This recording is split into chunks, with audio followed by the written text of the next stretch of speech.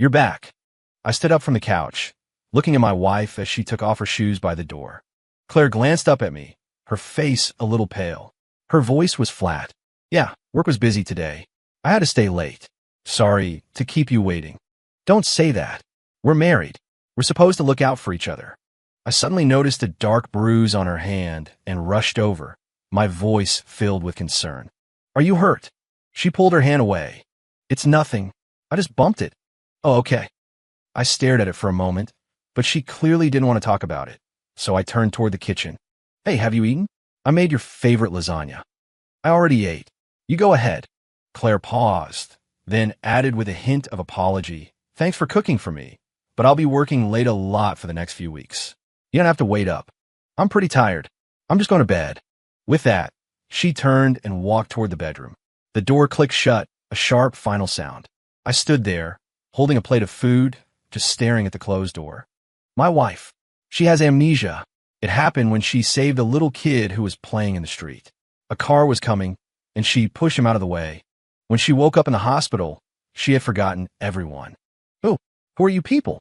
The moment she woke up, our family had rushed to her bedside, tears streaming down their faces. But that was the first thing she said. Everyone froze. Her mom was the first to rush forward, hugging her and sobbing. Claire, honey, it's me. It's your mom. Mom. Claire looked at her mother with a confused expression, her eyes saying, I don't understand. There was a distance there, a clear discomfort with the embrace. Her mom, desperate to jog her memory, pointed to the others. And that's your dad. Dad, her father, a man who rarely showed emotion, stood behind her, tears silently tracing paths down his stoic face. Yeah, honey, it's me, Dad. Claire's expression remained one of bewilderment. And this is your aunt and uncle. You used to love spending summers at their house when you were little. The middle-aged couple stepped forward eagerly, pointing to themselves. Hey, Claire, you remember us, right? Their enthusiasm didn't help. It only made her frown with a flicker of annoyance. I'm sorry, I really don't remember. Their smiles vanished. Her mom, sensing the tension, quickly pointed at me. But you have to remember your husband, right? Ethan, you two are always so in love. Husband. Her frown deepened. She looked me up and down, and her voice turned cold as she shook her head. I don't know him. In that instant, my heart stopped. It felt like it had ceased to beat altogether. It's okay, it's okay. Claire just woke up. Let's give her some space to rest, I said, trying to calm everyone down. They all nodded, their faces etched with worry, and we filed out of the room. Before closing the door, I took one last look at my wife. She was sitting on the bed, staring out the window, the frown that had been fixed on her face since she woke up, now deeper than ever. She must have been so scared and helpless, waking up without any memories, surrounded by a crowd of strangers. We want to speak with the doctor. He said the amnesia was likely caused by pressure on the brain and bruising from the trauma of the accident. As for when her memories might return, there was no telling. It could be a week, a month, or a year. She could go to sleep tonight and wake up tomorrow perfectly fine. Or she might never remember. Hearing this, her mom nearly collapsed, but her dad was there to catch her. She grabbed my hand, her face a mask of grief. Ethan, you poor boy. This is going to be so hard on you. I knew what she meant. I managed a small smile. You two are the ones who should be resting. You've been here for days. Now that Claire's awake, I can handle it from here. You should go home and get some sleep. They refused at first, but after some convincing, I finally got them into an Uber. As the car disappeared into traffic, I turned and looked up at the hospital wing.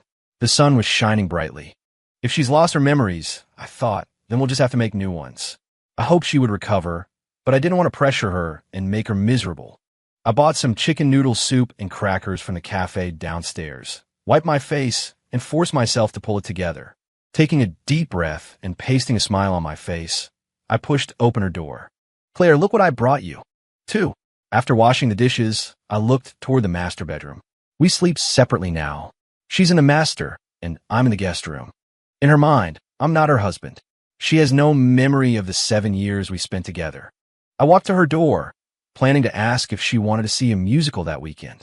It was one she had always wanted to see, but we'd been too busy with work. I'd finally managed to get tickets, thinking it would be a nice surprise. As I raised my hand to knock, I heard a soft laugh from inside.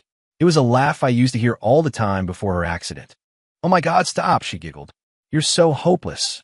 "Fine, fine, you win. I'll come over and help you now, okay? Seriously, this is the one and only time." Her voice had a playful, almost teasing tone. Since she came home from the hospital, she had never spoken to me like that, had never laughed like that with me.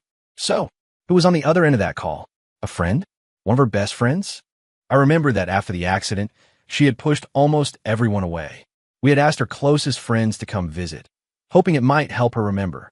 But they all called me later, saying they couldn't get through to her. The Claire with amnesia was like a completely different person. The old Claire was bright, sunny, energetic, and kind. But when her friends took her shopping or just tried to hang out, they said they couldn't see a trace of the woman they knew. The new Claire was cold, distant, and a total stranger. I lowered my hand from the door and walked back to the sofa. A moment later, the bedroom door opened with a click, and Claire walked out. She was dressed up, her makeup heavier than usual. She looked surprised and a little awkward to see me sitting there. "You're still up?" she asked, walking over to the closet to get her shoes. "You smiled here. Not tired yet. Are you heading out?" She hesitated for a second, then continued to put on her shoes, keeping her head down. "Yeah, a colleague needs help with something for work. I'm just going out for a bit. Don't wait up for me." She finished with her shoes and gave me a strained smile. "Okay, I'm heading out. See you." I saw the flicker of evasion in her eyes, but just smiled back. "Okay, see you." She seemed to let out a breath, her smile finally looking a little more relaxed. She turned, opened the front door, and left. Click. The door was closed. I stared at the back of it, which was covered in a collage of photos of us, happy, smiling, in love. A sharp pain shot through my chest. When leaving this house now, her default was "see you." To her, this place was no different from a hotel, just a temporary place to stay. Every time she got paid, she would transfer a portion of her salary to our joint account for household expenses. It was the same routine as always, but now it felt different, like she was just paying rent, making sure she didn't owe me anything. Maybe I was just being too sensitive. I clutched the 2 musical tickets in my hand. I remembered how she used to get home from work and, without even taking off her shoes, would run and jump into my arms.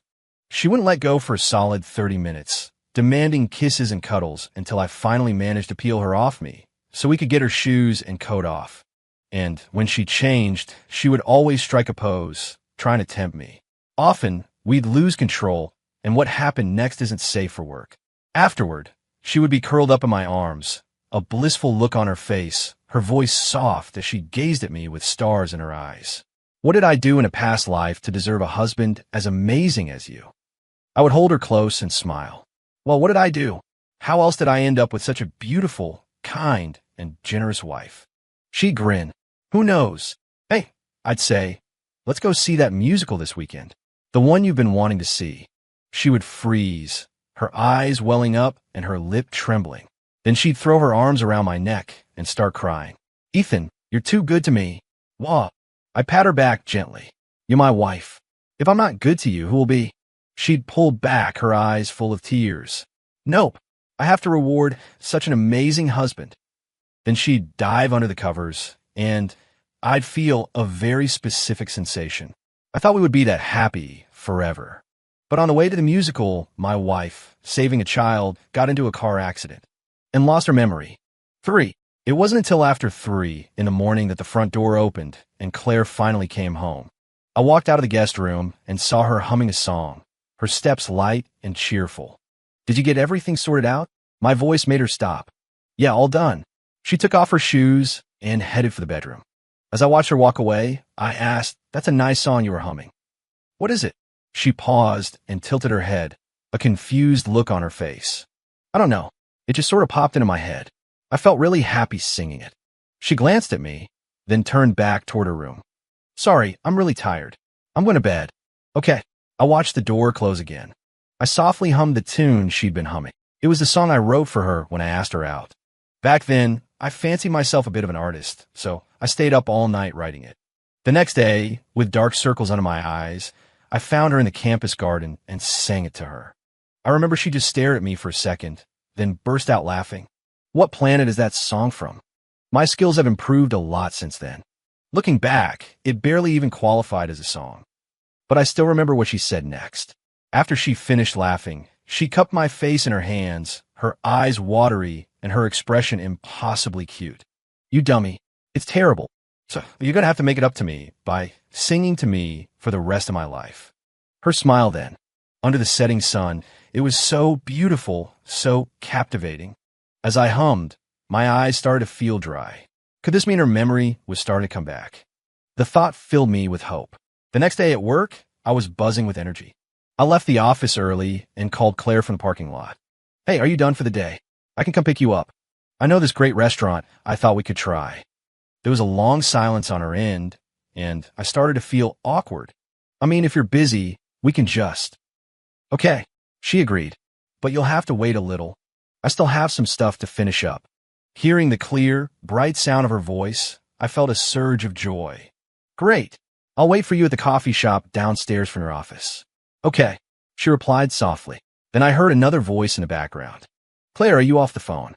I can't figure this out either. Can you help me? It was a young man's voice. Claire's voice became gentle. I have to go. Talk to you when I'm done. Then she hung up. I looked at her text thread. Since the accident, our conversations had become sparse. Before, our chat history was endless. It scrolled for miles. Sweet nothings flowed between us like water, as if we could never find enough time to say everything we felt. My co-workers used to tease me. Every time you pick up your phone, we know you're texting your wife. We're all jealous.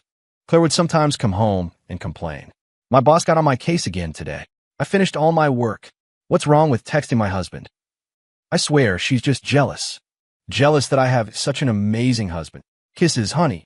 Then she'd tackle me and cover my face in kisses, as if trying to work out all her frustrations on me. But since she woke up from the accident, our communication had become formal, almost robotic. I'd say something, she'd reply. There was no emotion left. I knew she was under a lot of pressure. Anyone would feel overwhelmed waking up with amnesia to a crowd of emotional strangers. So I try not to push her. I shielded her from the endless questions from relatives and just stayed by her side, helping her get reacquainted with her life. That included her work. Thankfully, even without her memories, her professional skills came back quickly. The company knew what had happened. Her heroic act was good PR for them, after all, so they gave her plenty of time to adjust. Claire had always been smart, so she adapted fast. Within a week, she was working normally again. It was during that time, spending every day with her, that she started to see me less as a stranger and more as a friend she could talk to. My plan was simple.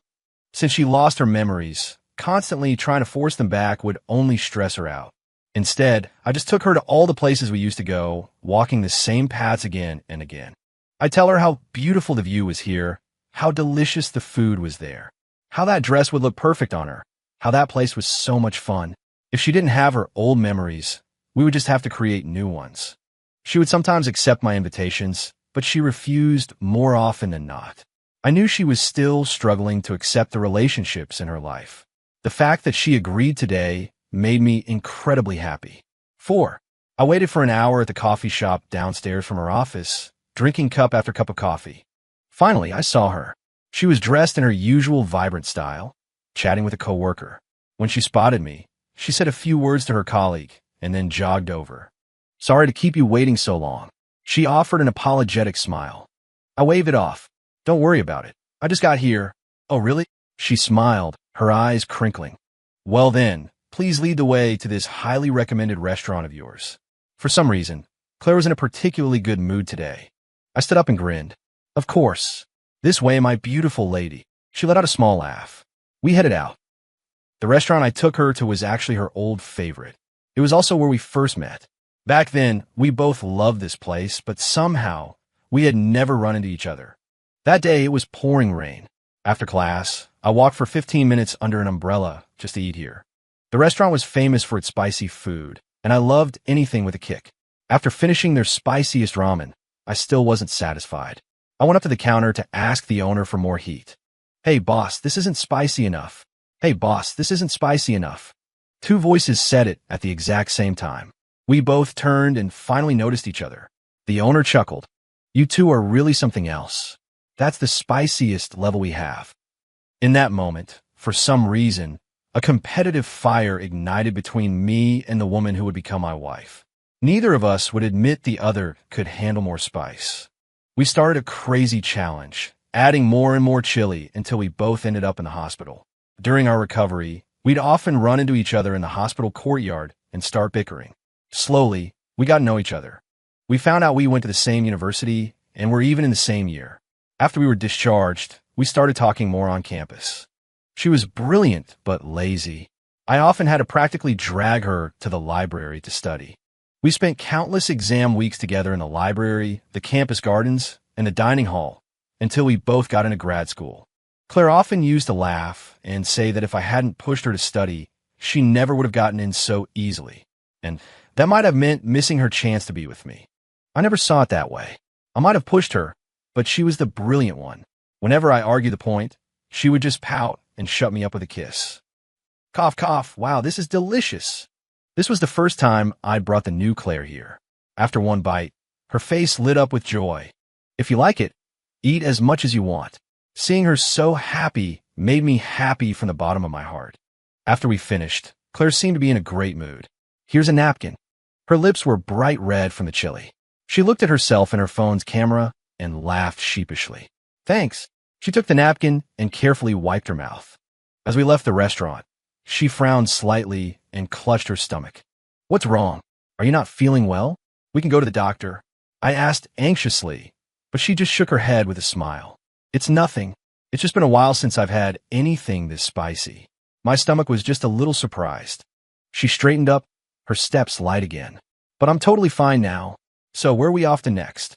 Really? I watched her for a long moment, but she seemed perfectly fine. I sighed and made a suggestion. Want to go see a movie? Her eyes lit up. What are we seeing? I smiled. It's a secret. She pouted. So mysterious. I just chuckled, flagged down a cab, and let her get in first. The theater wasn't far, maybe a 10-minute drive. We got there just as the movie was starting. I let her inside, and we found our seats in the middle. Let's see what this big secret movie is. As the opening credits rolled, Claire looked unimpressed. This looks kind of generic. By the time it ended, the person next to me was sobbing. Claire's face was streaked with tears. I handed her a tissue. She wiped her eyes, still sniffling. That was so moving. She didn't know that this was the first movie we ever saw together after we started dating. Back then, she had cried just as hard. 5. After the movie, I was planning to take Claire shopping. She used to love spending weekends browsing for new clothes, and I would always end up being her designated bag carrier. Oh my God, is that Claire? A group of her old college classmates came over. I was surprised to see them. I thought they were working out of state. They rushed toward us, looking Claire over like she was some kind of museum exhibit. We heard you lost your memory. You poor thing. Do you remember when we all used to hang out? We were so close back then. You really don't remember? It's such a shame. How did this even happen? Looking at you now, you really are different. I like the old you better. I stepped in front of her. Hey guys, we've actually got to get going. My wife just lost her memory. She's not an object. But they followed us, pressing on. Ethan, you poor guy. You had such a great wife, and now this. Claire's the one I feel bad for. She used to be so much more impressive. Now, she just seems kind of timid. Yeah, you really should try to get her memory back soon. They kept chattering away. Claire's face was growing paler, her hands clenched into tight fists. Shut up, I roared. The group went silent, and so did the people around us. I took a deep breath and stared at them coldly. My wife does not need you gossiping about her. And if you can't control what comes out of your mouths, I don't mind giving them a taste of my palm. I raised my hand as if I was about to slap one of them. They immediately backed away. What a psycho. We were just trying to be nice and say hi. I think my hand is losing control. I took a step toward them, and they scattered. Claire! I turned back to my wife. She was staring at the ground, silent. Let's go home. She turned and walked away. I watched her go, and all I could feel was a profound sadness. Back at our apartment, I took her bag and hung it on the coat rack. I want to get her a glass of water. Don't listen to them. I think you're wonderful just the way you are now. We could just live our lives. You don't know anything. I froze. Her voice was low and trembling. What? I said, you don't know anything. She was still looking down, but she shouted, her whole body radiating a heavy, suffocating energy. Why does everyone keep talking about helping me get my memory back? I am me. I don't remember any of the things you all talk about. None of it. Not the joy, not the sadness. I don't remember any of it. She was screaming now, tears streaming down her face. I'm just me. The person you all talk about, that's not me. She loved orchids, but I hate them. I like daisies. She loved broccoli, but I can't stand it. She was outgoing and cheerful, but I'm quiet and reserved. This is just my personality. She could finish her work in no time, but I can't. I'm slow, and I have to stay up all night, working twice as hard just to keep up. If I get my memories back, will I even be me anymore? Why does every single one of you want to take away my right to exist? I was shaking. I knew she was under a lot of pressure, but I had no idea it had gotten this bad. I stepped forward to comfort her. Claire, She scrambled backward.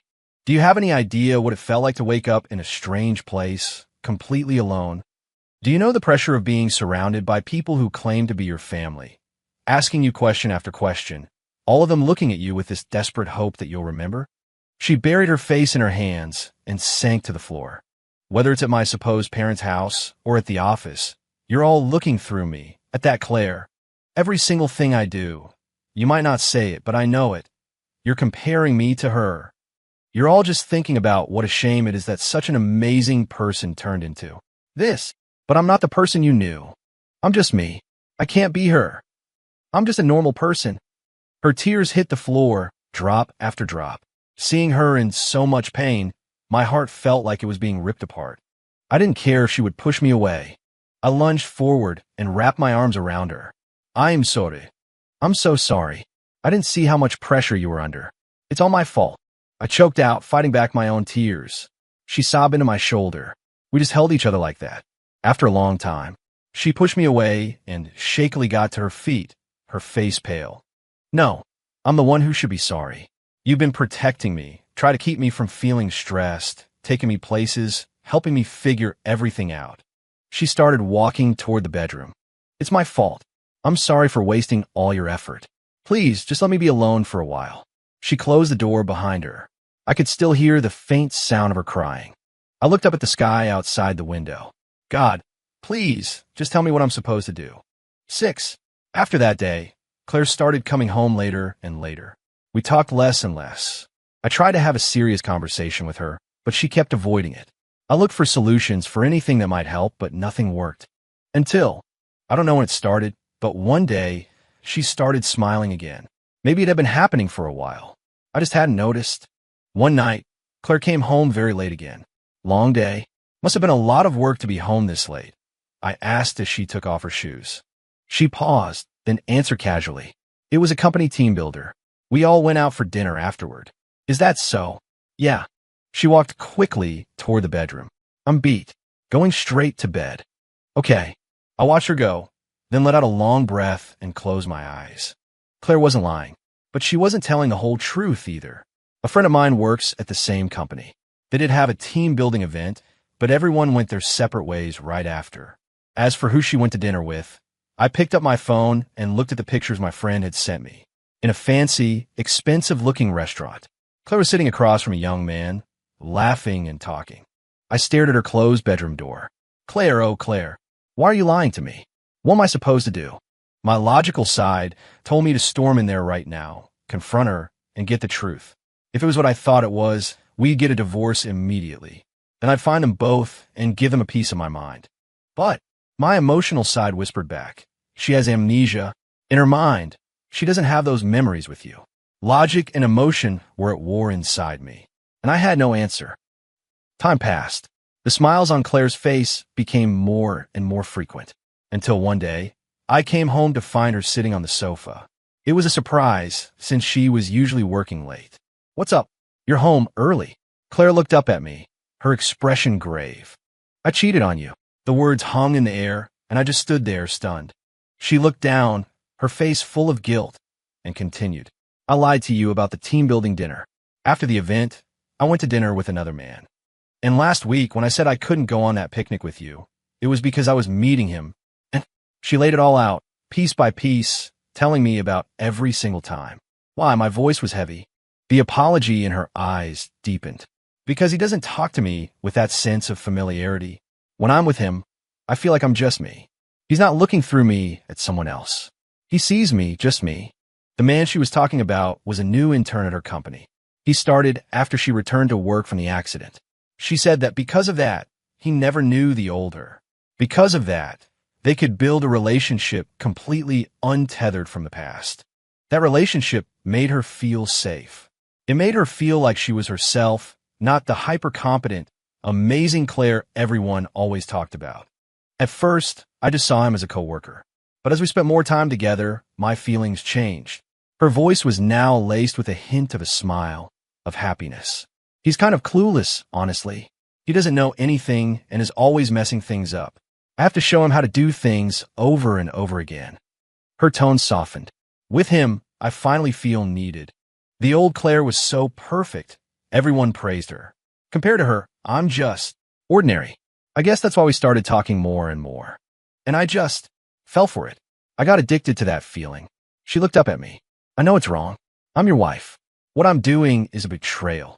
That's why today, after I finally admitted to myself how I feel, that I love him, I had to tell you. I don't want to hide it from you, and I don't want to do anything to cross a line while we're still married. I promise you, nothing physical has happened between us. We haven't even held hands. I'm not trying to make excuses. What I did was an emotional affair, but I don't want you to get the wrong idea. You've been so good to me, and I know that. I can't tell if you're being good to me or to the memory of the old Claire. She stood up, walked over to me, and looked me in the eyes. Her voice was a whisper. Let's get a divorce. My whole body felt frozen. It took a long moment before I could move, before I could look at her and force the words out, my voice dry and weak. Are you sure this is what you want? She nodded gently. Yes. Living like this is just torture for both of us. It's better to end it now. I stared into her eyes for a long time. They were the same bright, beautiful eyes as always, but the person reflected in them wasn't me anymore. My throat felt like it was lined with sandpaper. It took a long time for me to speak. Okay. She let out a breath of relief. I'll leave with nothing. You can have everything. I didn't argue. I just nodded. I'll move out tomorrow. Okay. She went back to the bedroom and started packing. I watched her through the open door, a busy silhouette in the dim light. After a while, she came out, her packing finished.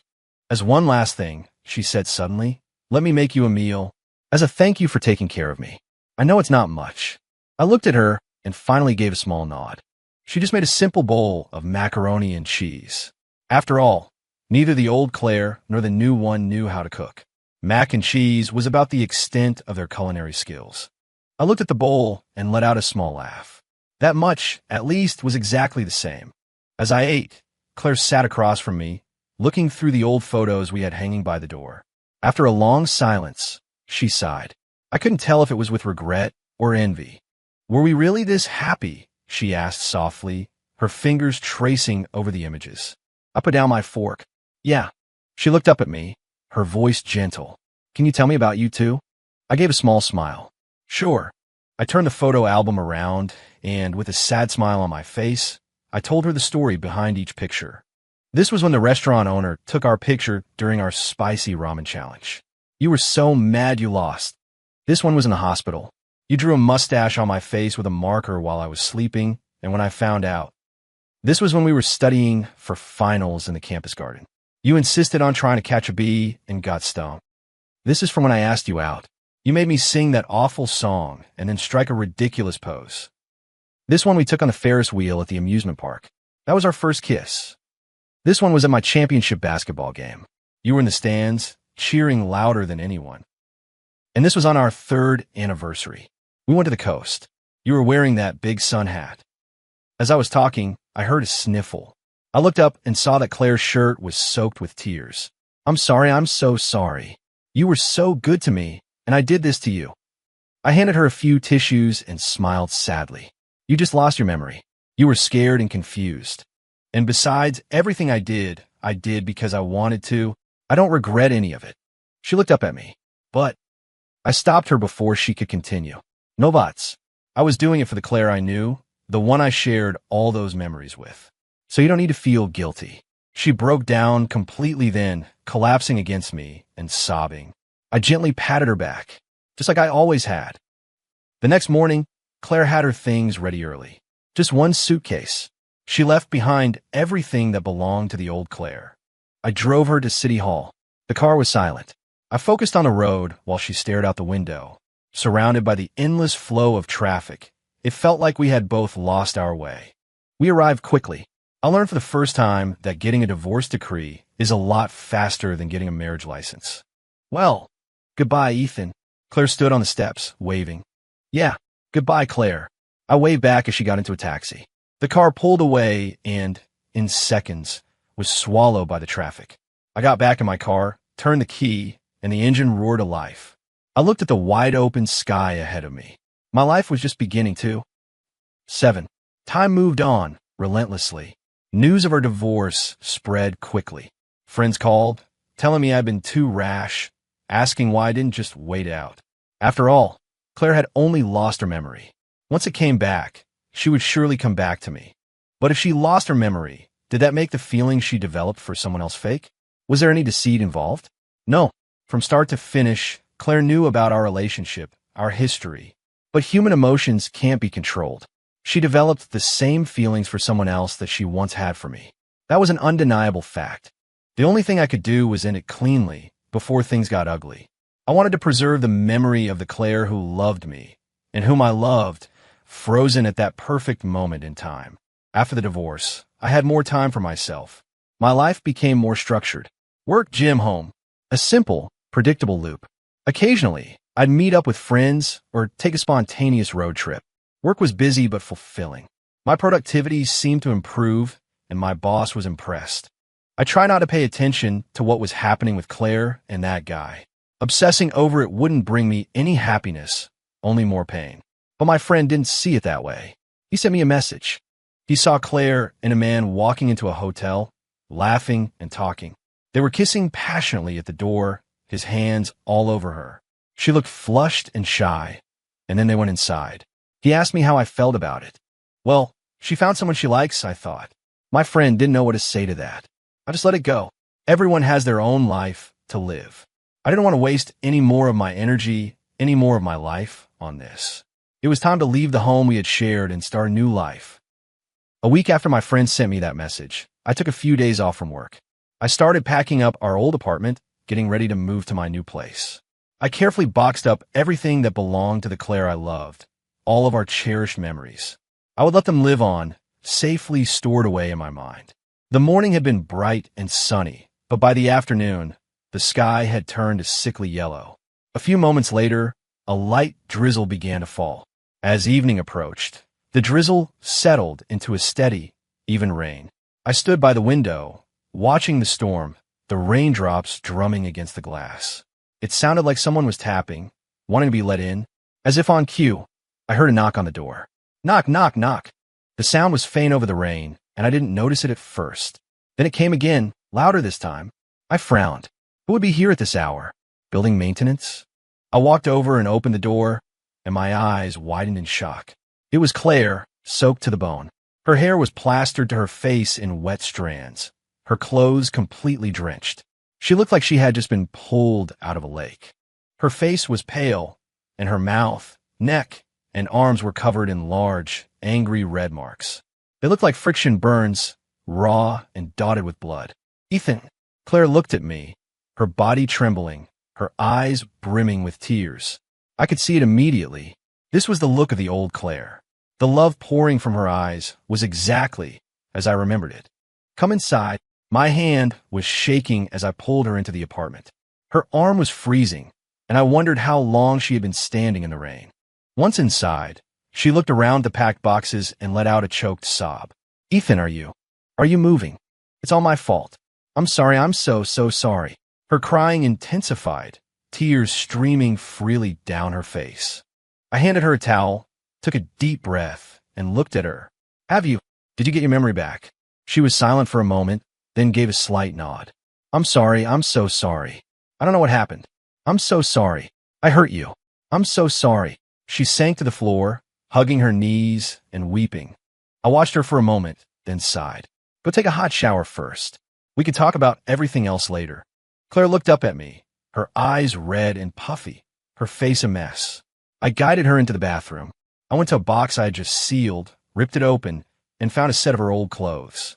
Over the sound of the shower, I called out, "I left some clothes for you by the door." There was no answer. I went to place the clothes on a box near the door. Just then, the bathroom door opened, and an arm reached out. "Ethan, can you just hand them to me?" I froze. Claire's normally flawless, pale arm was now covered in bloody scratches. I pushed the door open and walked in. Through the steam, I saw her. Her entire body was covered in scrapes and bruises. "What happened? Did he hit you?" Claire looked down and shook her head. "No, I did this to myself." She looked up at me. "Ethan, I'm so sorry. I'm dirty now. I'm not good enough for you anymore. But don't worry, I washed all the dirty parts dozens of times." Her voice grew quieter and quieter. "But it feels like no matter how much I wash, I can't get clean. I'm sorry, I'm so sorry." She picked up a loofah and started scrubbing her skin violently, rubbing until it was raw and bleeding. "I just have to wash it again. I have to get clean." Seeing her skin, already torn up, I snatched the loofah from her hand and said in a firm voice, "It's okay. It's okay. You're not dirty. You just fell in a puddle on your way home. You're going to be okay." She was silent for a long time.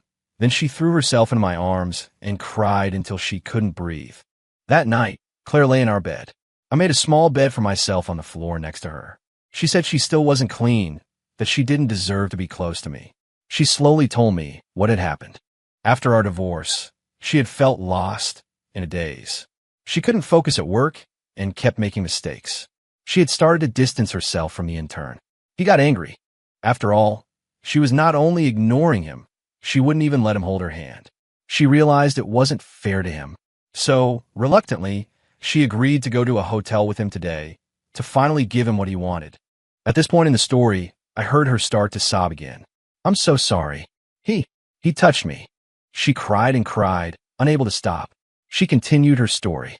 They got to the room, and the moment he pushed her onto the bed, as if by some cruel twist of fate, her head hit the headboard. In that instant, her memories came flooding back. Everything she had done, the pain she had caused me, it all hit her at once, and she was overcome with grief. She shoved him off her, apologized, and said she wasn't feeling well and wanted to leave. But he got angry and tried to force himself on her. Claire fought back, and he couldn't go through with it. That made him even more furious. He raised his hand to hit her, but she dodged it and ran out of the room. He chased her out into the hallway, still trying to grab her, so Claire screamed and called the police. When the police arrived, they questioned them both. At first, the man denied everything. But after reviewing the security footage, talking to the hotel manager, and examining the marks on Claire, he had no choice but to confess. He was arrested. "Ethan, I don't know if you'll believe me, but we didn't go all the way."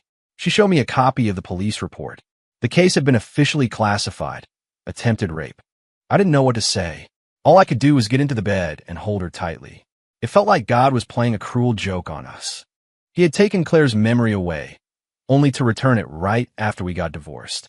That night, I tried to comfort Claire, but she never stopped crying. She finally cried herself to sleep, but I lay awake all night. It wasn't until the sky began to lighten that I finally drifted off.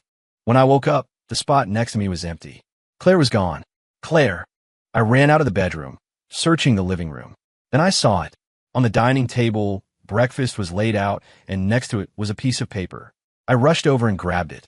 My body went cold. "I am sorry, Ethan. I'm dirty now, and I'm not good enough for you anymore. If there's a next life, I hope I can be your wife again. The one who loves you most, Claire."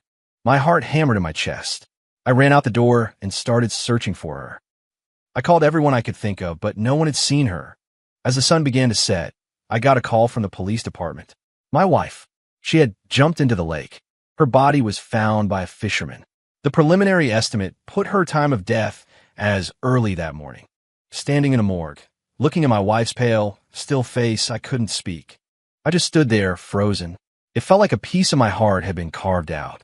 I told her parents the news. They collapsed to the floor, wailing. Her father was admitted to the hospital.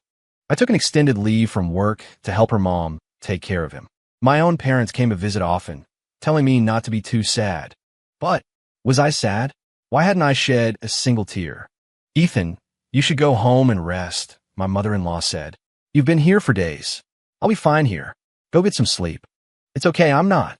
Seeing the worry in her eyes, I didn't argue. When I got home, I put my phone down and sat on the sofa. I stared blankly into the distance. Suddenly, I had nothing to do, nowhere to be, and in that stillness, the boundless grief finally caught up with me. Tears began to fall, hot and fast. The sound of sobbing filled the empty apartment. The days passed one by one, then the years. Every day after work, I would go to her grave and talk to her. I was worried she would be lonely without me. I was heartbroken, but I couldn't join her yet. Decades passed. My parents and hers all passed away. I was an old man now. I went to her gravestone one more time and just looked at it. In the haze of my memory, I thought I could see her waving to me. Wait for me. I'm coming to be with you. I smiled, sat down beside her grave, gently stroked the cool stone, and closed my eyes.